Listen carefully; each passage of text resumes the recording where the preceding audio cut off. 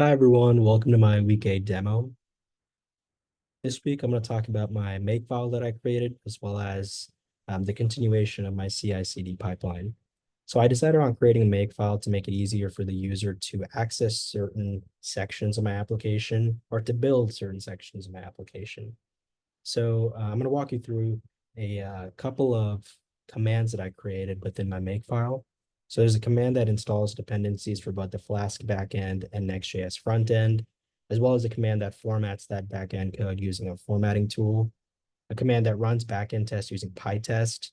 PyTest references a set of test functions that I created for the backend, as well as a command that builds Docker images for the front end and backend sections separately. There's also a command that executes all these steps sequentially for both the back end and front end. So that includes, like I mentioned, running those dependencies first, as well as for the back end running those PyTest test functions.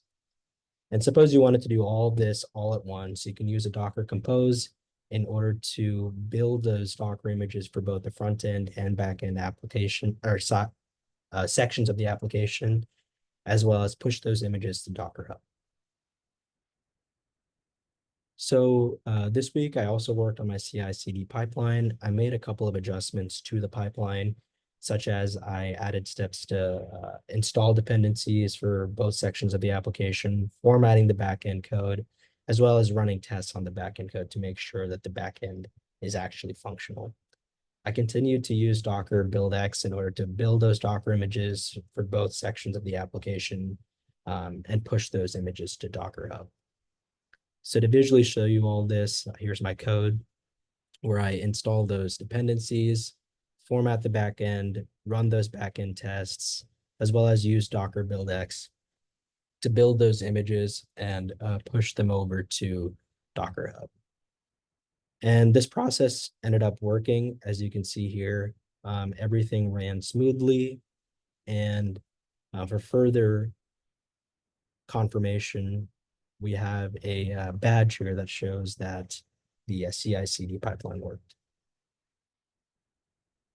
I want to go a little bit over the benefits of the framework I decided on using. So once again, I used a Flask backend and Next.js frontend. So Flask makes it easy to use REST API endpoints. And for my application, I used post requests to send data from the front end to the back end and vice versa. So when a user enters their query, that information gets sent to the backend receives that request, utilizes the data to generate a response and send it back over to the front end. So this is a good way for two aspects of my application to communicate with each other. And Flask has a very comprehensive documentation, a large community, which makes it easy to debug any issues that I may have.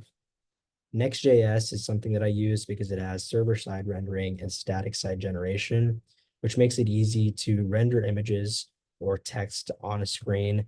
And it also makes the response time really quick, which is something that I wanted. And Next.js offers a lot more freedom than something like Streamlit or other front-end frameworks, which is why I decided to use it. And also, I wanted to develop my JavaScript skills, which is also why I use Next.js. Thanks, everyone.